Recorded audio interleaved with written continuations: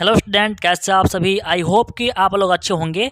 तो यदि आप भी बिहार बोर्ड से एग्जाम देने वाले हैं, मैट्रिक का 2024 में एग्जाम देने वाले हैं, तो आप सभी के लिए लेकर के आ गए हैं आपका हिंदी का क्वेश्चन लेकर के आ गए हैं, जो कि सीधे आपके बोर्ड एग्जाम में लड़ेंगे। इसमें जितने भी क्वेश्चन कराएंगे सभी क्वेश्चन आपके इंपॉर्टेंट है और सभी क्वेश्चन आप लोग को याद कर लेना है, क्योंकि आपके एग्जाम में बहुत क्वेश्चन आपके सीधे आपके हूबहू क्वेश्चन आपके पेपर में आएंगे। तो चलिए हम शुरू करते हैं बिना टाइम गए हुए। सभी स्टूडेंट इस वीडियो को अगर ओपन कर दिए हैं, देख रहे हैं, तो पूरे क्वेश्चन को देखेंगे और आप बताएंगे कमेंट बॉक्स में कितना आप लोग के इसमें से आप लोगों को क्वेश्चन याद था। चलिए चालू करते हैं। देखिए यहाँ पर आपके पेपर कुछ इस प्रकार से आएंगे। जैसे कि आप लोग को समझना है कि आप लोग एग्जाम हॉल में बैठे हैं और आप एग्जाम दे रहे हैं और आपके सामने ये क्वेश्चन पेपर खुला है और आपको ये समझ करके इसका आंसर देना है और आपको बताना है कुल कितना आप लोग का आंसर सही हुआ है। देखिए बच्चों, यहाँ पर सेम टू ऐसा ही आपको यहाँ पर देखने को मिलेगा। यहाँ पर देख सकते हैं 1 से लेकर के 100 तक के प्रश्न रहेंगे आपके ऑब्जेक्टिव। इनमें से किन्हीं 50 का उत्तर देना आप लोग को। तो अभी देखते हैं आप लोग कितना सही करते हैं। ठीक है, चलिए सवाल करते हैं। देखिए पहला क्वेश्चन क्या है, और पहला क्वेश्चन काफ़ी आसान प्रश्न पूछा गया है आपके, और पहले ही पार्ट से पूछा गया है बच्चों। पहला क्वेश्चन आप लोग से पूछा गया है कि अंबेडकर ने भारत की बेरोजगारी का प्रमुख एवं प्रत्यक्ष कारण किसे माना है। क्वेश्चन काफ़ी इंपॉर्टेंट है आपके एग्जाम के लिए, तो आप लोग याद रखेंगे। दिया गया है जाति प्रथा, कार्य कुशलता और उद्योग धंधों की कमी और प्रतिकूल परिस्थितियां। तो आपको बताना है कि अंबेडकर ने भारत की बेरोजगारी का प्रमुख कारण और प्रत्यक्ष कारण किसे माना है। तो आप लोग याद रखना है, इसका आंसर हो जाएगा जाति प्रथा हो जाएगा। ऑप्शन नंबर ए इसका करेक्ट आंसर हो जाएगा बच्चों। ठीक है, आगे देखिए बच्चे क्या बोल रहा है। सब समाज की आवश्यकता क्या है। आपको बताना है कि सब समाज की आवश्यकता क्या है। ऑप्शन है श्रम विभाजन, जाति प्रथा, अणु बम, दूध पानी। तो आप लोग को याद रखना है सब समाज की स्थापना जो आवश्यकता है वो आपका है यहाँ पर श्रम विभाजन है। कौन है आपका? श्रम विभाजन है। इसका ऑप्शन दूसरा का हो जाएगा। ऑप्शन नंबर ए इसका राइट जवाब हो जाएगा। ठीक है, आगे देखिए क्वेश्चन क्या कहा है। क्वेश्चन काफ़ी शानदार दिया है। Who are the Shudras, who are Shudras किसकी रचना है। हु आर शुद्राज किसकी रचना है। महात्मा गांधी, यतीन्द्र मिश्र, भीमराव अंबेडकर और मैक्स मुलर दिया है ऑप्शन में। तो इसका आंसर कौन हो जाएगा? इसका आंसर हो जाएगा आपका option number C, Bhimrao Ambedkar. आपको याद रखना है कि हु आर शुद्राज आपका जो रचना है वो भीमराव अंबेडकर का है। ठीक है, आगे देखिए सवाल क्या बोल रहा है कि 20 की दांत कहानी का पात्र कौन है, प्रमुख पात्र कौन है। 20 के दांत जो कहानी पढ़ना है बच्चों, उसका कहानी का प्रमुख पात्र कौन है। यहाँ पर ऑप्शन दिया है गिरधर लाल, सेन साहब, खोखा, सेन साहब की पत्नी। तो याद रखेंगे 20 के दांत के जो कहानी का जो मुख्य पात्र है वो खोखा है। इसका आंसर आपका ऑप्शन नंबर सी हो जाएगा। ठीक है, आगे बढ़िए। बोल रहा है क्वेश्चन 5 नंबर, झोपड़ी और महल की लड़ाई में अक्सर कौन जीतते हैं। यानी क्वेश्चन आपसे पूछा जा रहा है कि बताना है आपको कि झोपड़ी और महल की लड़ाई होती है तो अक्सर कौन जीतते हैं। ऑप्शन दिया गया है महल वाले, झोपड़ी वाले, दोनों और कोई नहीं। तो इसमें आंसर हो जाएगा, याद रखना आप लोगों को कि इसका आंसर हो जाएगा आपका ऑप्शन नंबर यहाँ पर ए, महल वाले जीत जाते हैं। ऑप्शन नंबर ए इसका राइट जवाब हो जाएगा। क्वेश्चन देखिए बोल रहा है 6 नंबर, सच्चे भारत कहाँ बसता है। ऑप्शन दिया है गाँवों में, खलिहानों में, यहाँ ऑप्शन सी दिया है शहरों में, है ना। तो यहाँ पर देखो ऑप्शन सी दिया है बगीचों में, गलियों में। तो इसका 6 का आंसर होगा बच्चों। यहाँ पर जो सच्चा भारत है वो कहाँ बसता है, तो आपको बताना है सच्चा भारत का निवास कहाँ होता है, तो आपके गाँवों में होता है। ऑप्शन नंबर ए आप लोग को याद रखना है। क्वेश्चन आपको सीधे आपके हूबहू आपके बोर्ड एग्जाम में लड़ेंगे। जितना हम करा रहे हैं पूरे क्वेश्चन आप लोग को याद रखना है और आपको लास्ट में बताना है कितना आप लोग का याद हुआ है। ठीक है, देखिए क्वेश्चन नंबर 7 बोल रहा है कि भारत में हम क्या सीखे, भारत से हम क्या सीखे। पाठ गद्य की कौन सी विद्या है। आपको बताना है कि भारत में से हम क्या सीखे, पाठ की कौन सी विद्या है चला। तो ऑप्शन दिया है भाषण, निबंध, कहानी और रेखा चित्र दिया है। तो इसका आंसर बाबू याद रखेंगे आप लोग भाषण है, जो कि ऑप्शन नंबर ए में दिया है। ठीक है, क्वेश्चन देखिए 8 नंबर क्या कह रहा है, दूसरों के शहर पर भटकने वाले लोग को क्या कहते हैं। जो दूसरे के शहर पर जो भटकने वाले लोग हैं उसे क्या कहते हैं बाबू। विद्वान, ज्ञानी, मूढ़ और भले लोग। याद रखेंगे बाबू, इसका आंसर हो जाएगा यहाँ पर मूढ़ होता है उसको। ऑप्शन सी इसका करेक्ट आंसर हो जाएगा। ठीक है, क्वेश्चन नंबर 9 बोल रहा है कि मैक्स मुलर के पिता का क्या नाम था। याद रखना है कि मैक्स मुलर का पिता का नाम क्या था। तो यहाँ ऑप्शन दिया है विरह मुलर, विल्हेम मुल्लर और बीदेन मुल्लर। तो बाबू याद रखना है इसका आंसर होता है यहाँ पर विल्हेम मुल्लर। ऑप्शन नंबर कौन होगा? सी करेक्ट आंसर हो जाएगा 9 का। क्वेश्चन देखिए 10 नंबर क्या कह रहा है। 10 नंबर सवाल बोल रहा है कंठ और केन का जर्मन भाषा में किसने अनुवाद किया है? कंठ और केन का जर्मन भाषा में अनुवाद किसने किया है? आप लोग याद रखना है यहाँ पर कंठ और केन का जो जर्मन भाषा में अनुवाद किया है वो किसने किया है? तो इसका आंसर हो जाएगा यहाँ पर मैक्स मुल्लर ने किया था। ऑप्शन डी याद रखेंगे आप लोग। जितना क्वेश्चन करा रहे हैं इतना कर लो आप लोग को। आपके हिंदी में आपको 100 क्वेश्चन में से 50 में आना है, 50 कोई रोक नहीं सकता है। आपके पूरा क्वेश्चन लड़ेगा, ठीक है। जितना आपको कराते देते जा रहे हैं हम सब आप लोग को याद कर लेना है। इसका पूरा पीडीएफ भी मिल जाएगा आपको। पहले आप चाहते हैं हमारे व्हाट्सएप ग्रुप में जुड़ना तो व्हाट्सएप ग्रुप में भी जुड़ सकते हैं। इस पर नंबर पर आप 9973734976 पर आप व्हाट्सएप करेंगे। क्लास खत्म होने के बाद पहले इस वीडियो को पूरा आप लोग देख लीजिए, उसके बाद आप लोग व्हाट्सएप कीजिएगा। तब आपको यहाँ पर स्क्रीनशॉट ले लीजिए 9973734976 पर आप लोग हाई लेके भेजेंगे तो आपको व्हाट्सएप ग्रुप पर जोड़ दिया जाएगा। शुद्ध वाक्य क्या है? बोल रहा है कि शुद्ध वाक्य क्या है इसमें? वाष्प निकल रहा है, वाष्प निकल रहा है, सिंह दहाड़ रहा है, संग्रहित किया जा रहा है। तो आप लोग याद रखना है। यहाँ देखो वाष्प गलती लिखा है आपका, नहीं होगा शुद्ध। वाष्प निकल रहा है भी नहीं होगा, सिंह दहाड़ रहा है भी नहीं होगा। यहाँ ऑप्शन हो जाएगा संग्रहित किया गया है। ऑप्शन यहाँ पर डी करेक्ट आंसर रहेगा यहाँ पर। तो आप लोग याद रखना है ऑप्शन नंबर डी। सर्वोत्तम का संधि विच्छेद बताना है बाबू। सर्वोत्तम का संधि विच्छेद क्या होगा? तो सर्वोत्तम का संधि विच्छेद करते हैं बाबू तो होता है सौर प्लस उत्तम। सौर प्लस उत्तम होता है जो कि ऑप्शन नंबर सी में है। तो ऑप्शन सी इसका करेक्ट आंसर हो जाएगा। आगे बढ़ते हैं। गुस्सा पीने का मुहावरे का अर्थ क्या होता है? गुस्सा पीना मुहावरे का अर्थ क्या होता है बाबू? याद रखेंगे गुस्सा पीना मतलब क्रोध पीना, इसी को बोलते हैं क्रोध दबा देना होता है। ऑप्शन नंबर बी इसका करेक्ट आंसर हो जाएगा, ठीक है बाबू। आगे बढ़ते हैं, देखते हैं क्वेश्चन क्या बोल रहा है। परंपरा का मूल्यांकन के रचनाकार कौन है? तो याद रखेंगे बाबू परंपरा का मूल्यांकन के रचनाकार जो है वो आपका रामविलास शर्मा है। याद रखेंगे रामविलास शर्मा है। याद रखो ऐसा ट्रिक से याद रखेंगे कि परंपरा जो है रामविलास जो है राम जो होते हैं राम जो है श्री राम है वो क्या थे? वो परंपरा को मानने वाले थे। यानी राम से याद रखेंगे राम से परंपरा, यानी आपका ऑप्शन नंबर ए हो जाएगा। एक पतंग अनंत में किनकी रचना है? एक पतंग अनंत में किनकी रचना है? तो आप लोग को याद रखना है इसका आंसर दिया है यहाँ पर ऑप्शन में हजारी प्रसाद द्विवेदी, विनोद कुमार शुक्ल, यतेंद्र मिश्र और अशोक वाजपेयी दिया है। तो 15 का आंसर हो जाएगा बाबू आपका ऑप्शन नंबर यहाँ पर बी, विनोद कुमार शुक्ल होता है। मछली इन्हीं का कहानी याद रखेंगे आप लोगों का, मछली का लेखक यही है। ऑप्शन नंबर बी, ठीक है। अशोक वाजपेयी का जन्म कहाँ हुआ था और कब हुआ था? अशोक वाजपेयी का जन्म क्या हुआ आपको बताना है कि अशोक वाजपेयी जो थे उनका जन्म कब हुआ था, किस डेट को हुआ था? तो याद रखेंगे बाबू इसका आंसर हो जाएगा आपके 16 जनवरी 1941 को हुआ था। 16 जनवरी 1941 को ऑप्शन बी इसका करेक्ट आंसर हो जाएगा, ठीक है। मछली कहानी, मछली जो शीर्षक पाठ के लेखक कौन है? तो याद रखेंगे विनोद नाम का लड़का जो है वो बहुत ज़्यादा मछली खाता है। विनोद नाम का लड़का जो है बहुत ज़्यादा मछली खाता है। विनोद नाम का लड़का जो है बहुत ज़्यादा मछली खाता है। तो इसका क्या हो जाएगा? विनोद हो जाएगा, विनोद कुमार शुक्ल हो जाएगा, ऑप्शन नंबर सी।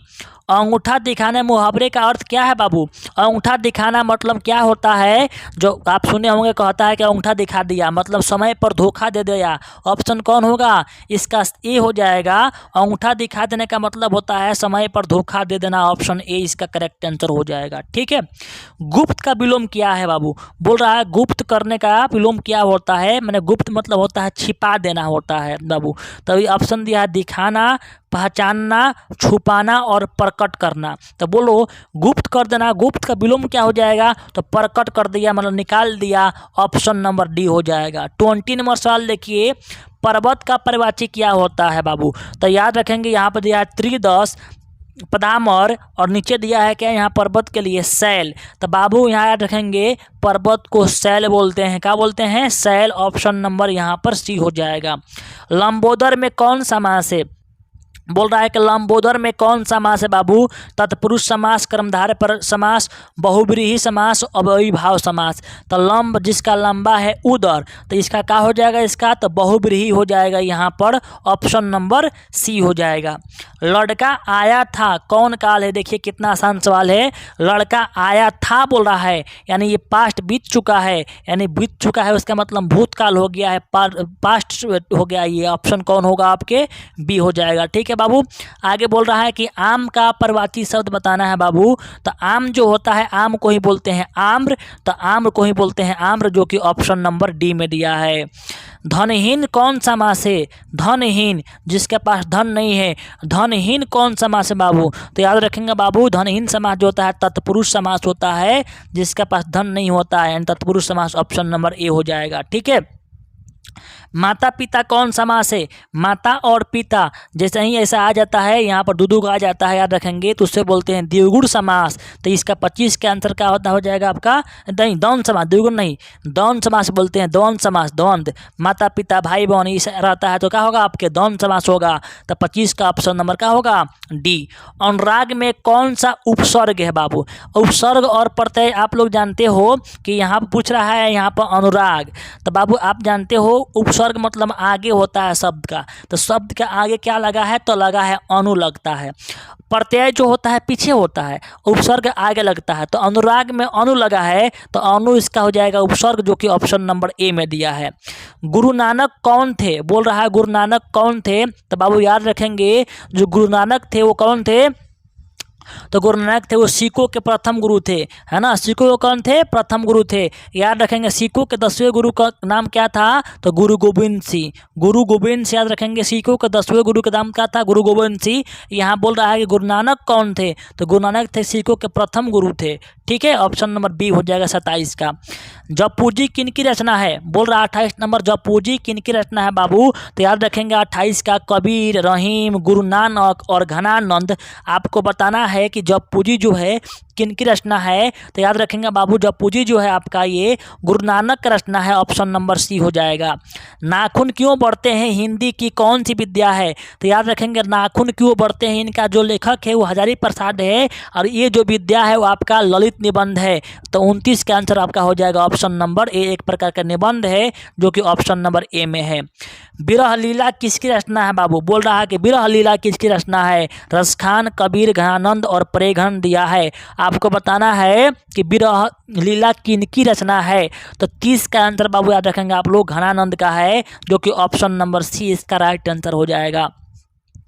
घनानंद का जन्म कब हुआ था? तो बाबू याद रखो घनानंद का जो जन्म हुआ था वो कब हुआ था आपका? तो 1689, याद कर लो बाबू, यहाँ पर 1689 1689 में हुआ था, जो कि ऑप्शन नंबर कहाँ पर है? डी में है। ऑप्शन नंबर क्या है? डी है, याद रख लो। घनानंद 89, घनानंद 89, आगे 16 रहता ही है। ठीक है, आगे देखिए, स्वदेशी कविता किससे संकलित है बाबू? बोल रहा है कि स्वदेशी कविता जो है किससे संकलित है? प्रेघन के सर्वस्व से, जीर्ण जनपद से, भारत प्रयाग से और प्रयाग रामागमन से। तो याद रखेंगे बाबू जो स्वदेशी कविता है वो जो है प्रेमघन के सर्वस्व से है, जो कि ऑप्शन नंबर ए इसका राइट आंसर हो जाएगा। ठीक है, आप लोग को लास्ट में बताना है कितना सही किए हैं। दही वाली मागमा किस भाषा से अनुमोदित कहानी है बाबू? तो बोल रहा है दही वाली जो मागमा है किस भाषा की है? तो याद रखेंगे दही वाला मागमा जो है कन्नड़ भाषा की है, जो कि ऑप्शन नंबर बी इसका करेक्ट आंसर हो जाएगा। अस्मिता का सही अर्थ क्या होता है बाबू? 34 नंबर सवाल बोल रहा है कि अस्मिता का सही अर्थ क्या होता है? पहचान करना। अस्मिता का अर्थ होता है बाबू पहचान करना, अपना अस्तित्व बताना, यानी इसका आंसर होता है ऑप्शन नंबर ए इसका करेक्ट आंसर हो जाएगा। ठीक है बाबू, आगे बोल रहा है निम्नलिखित में कौन सा वाक्य शुद्ध है? इसको बताना है ये कौन इसमें वाक्य शुद्ध है। ये क्वेश्चन जो आप लोग को छोड़ दे रहे हैं, आप लोग को बताना है कौन इसमें शुद्ध है, ए है कि बी है कि सी है कि डी है। इसको अच्छे से पढ़ के बताना है कि इनमें कौन शुद्ध है, और कमेंट बॉक्स में कमेंट करना है। आगे बढ़ते हैं, संज्ञा के कितने भेद होते हैं बाबू? 36 नंबर सवाल बोल रहा है कि संज्ञा के कितने भेद होते हैं? तो सबको पता है संज्ञा के कितने भेद होते हैं सर? तो 5 भेद होते हैं, ऑप्शन नंबर सी हो जाएगा। टॉलस्टॉय कौन थे बाबू? टॉलस्टॉय कौन थे बाबू? बोल रहा है हिंदी लेखक, अंग्रेजी लेखक, रूसी लेखक, फ्रेंच लेखक। टॉलस्टॉय थे बाबू अजीब, और टॉलस्टॉय थे वो आपका रूसी लेखक थे। ऑप्शन नंबर कौन होगा? सी हो जाएगा। नौबत खाने में इबादत पाठ के केंद्र में है। नौबत खाने में इबादत पाठ के केंद्र में क्या है बाबू? तो आप लोग याद रखेंगे, इसका आंसर आपका हो जाएगा बिस्मिल्लाह खां है। पाठ के केंद्र में कौन है? बिस्मिल्लाह खां। शिक्षा और संस्कृति जो है किनका रचना, उनका पाठ का नाम क्या है, किनकी रचना है? तो महात्मा गांधी के। ठीक है, याद रखेंगे बाबू। नौबत खाने में इबादत जो है वो पाठ का केंद्र कौन है? बिस्मिल्लाह खां ने जो शहनाई बजाते हैं, आप लोग पढ़े होंगे पाठ। बिस्मिल्लाह खां का प्रिय वाद्य यंत्र क्या है बाबू? तो कौन है? बिस्मिल्लाह खां जो है शहनाई बजाते हैं, जो कि ऑप्शन कौन होगा इसका? इसका आंसर हो जाएगा 39 का ऑप्शन नंबर यहाँ पर ए हो जाएगा, राइट जवाब हो जाएगा। अक्षरों की कहानी किनकी रचना है बाबू?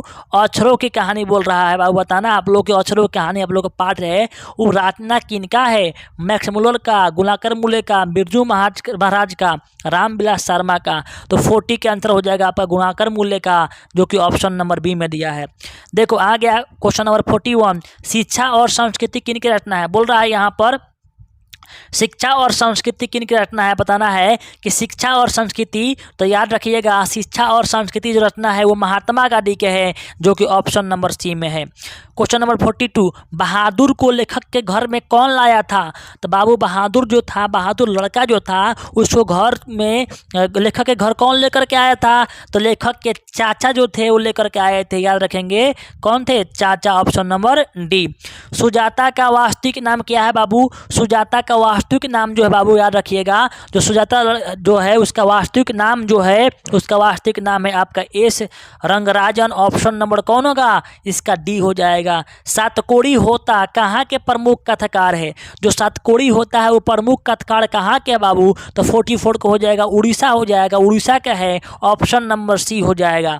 मागमा किस शहर में दही बेचा करती थी? जो मागमा थी वो किस शहर में दही बेचा करती थी बाबू?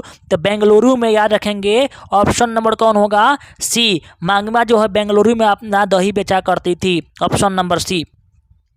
पूर्वज लक्ष्मी के लिए कितने खेत छोड़ गए थे बाबू? जो पूर्वज लक्ष्मी के लिए कितने खेत छोड़ गए थे? तो 1 बीघा खेत छोड़ के गए थे पूर्वज लक्ष्मी के लिए। ठीक है, मंगू पागल कब से पागल थी? जो मंगू है बच्चों वो मंगू जन्म से ही पागल थी। तो ऑप्शन कौन टिक करेंगे आप लोग? ऑप्शन नंबर ए, मंगू आपके जन्म से ही पागल थी। संसार का संधि विच्छेद बताना है बाबू। संसार का संधि विच्छेद का होगा तो सम जोर सार होता है, तो यहाँ सन दिया है तो ये नहीं होगा, यहाँ दिया है सम जोर सार, तो ऑप्शन इसका बी राइट आंसर हो जाएगा। आगे बोल देखते हैं बाबू, इंद्र का परिवाची शब्द बताना है 49 नंबर। इंद्र का परिवाची शब्द क्या होगा बाबू? तो इंद्र का परिवाची शब्द होता है बाबू, इसका होता है आपका देवराज होता है, option number B correct answer हो जाएगा। ठीक है, आगे देखिए क्या बोल रहा है 50 नंबर सवाल कि वेदना में कौन प्रत्यय है? वेदना में कौन सा प्रत्यय? प्रत्यय जो होता है बाबू पीछे जुड़ता है, तो वेदना ना जुड़ा है, तो यहाँ पर देखिए 50 के आंसर का हो जाएगा आपका अन्ना। अन्ना जुड़ा है, वेदना, तो आपका क्या हो जाएगा? ऑप्शन नंबर आपका बी हो जाएगा। 50 क्वेश्चन कंप्लीट हो गया बाबू। यहाँ पर 100 क्वेश्चन में से आपको कोई 50 करना था, 50 क्वेश्चन कंप्लीट कराए हैं। अब आप लोग को बताना है कि इसका आगे भी क्वेश्चन है, इसका नेक्स्ट पार्ट में आपको हम 50 क्वेश्चन कराएंगे। अभी बताना है कि आप 50 में कुल कितना स्कोर किए हैं और कितना आपको सही हुआ है, कितना गलती हुआ है। अब बताना है इसका नेक्स्ट पार्ट जो है, अगले के जो 50 क्वेश्चन है आप लोग को वो वीडियो चाहिए तो आप लोग कमेंट करना है। अगला वीडियो बहुत जल्द लेकर के हम आ रहे हैं। वीडियो अच्छा लगा तो लाइक कीजिएगा, चैनल सब्सक्राइब कर लीजिएगा और इस वीडियो को सभी दोस्तों में शेयर कीजिएगा ताकि सभी लोग इस वीडियो से लाभान्वित हो। ठीक है, मिलते हैं इस वीडियो में। जय हिंद।